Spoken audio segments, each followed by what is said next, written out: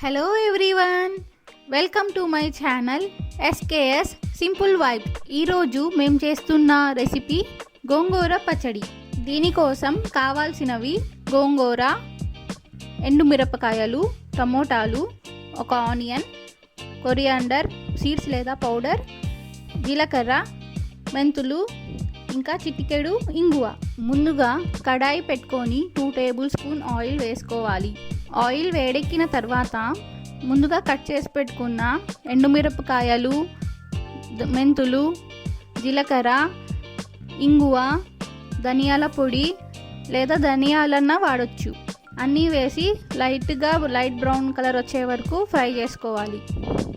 అన్నీ కలిపి వేయించిన తర్వాత ప్లేట్లోకి తీసి చల్లారనివ్వాలి. ఇప్పుడు అదే కడాయిలోకి క్లీన్ చేసి కడిగి పెట్టుకున్న గోంగూరను వేసుకోవాలి. ఇందులోకి 1 టేబుల్ స్పూన్ ఆయిల్ వేసుకోవాలి. ఇందులో సపరేట్గా వాటర్ యాడ్ చేయడం అవసరం లేదు, దాంట్లో వచ్చిన వాటర్తో సరిపోతుంది. గోంగూర కొంచెం మెత్తగా ఉడికిన తర్వాత అందులోకి టమోటాలు వేసుకోవాలి. రెండూ కూడా మెత్తగా కలిసిపోయేలా ఉడకబెట్టుకొని స్టవ్ ఆఫ్ చేసుకోవాలి. చల్లారిన మిరపకాయలను మిక్సీలో పౌడర్ చేసి ఉల్లిపాయలు యాడ్ చేసుకొని దీన్ని గోంగూర మిశ్రమంలో కలుపుకోవాలి. అంతే, మన గోంగూర పచ్చడి రెడీ.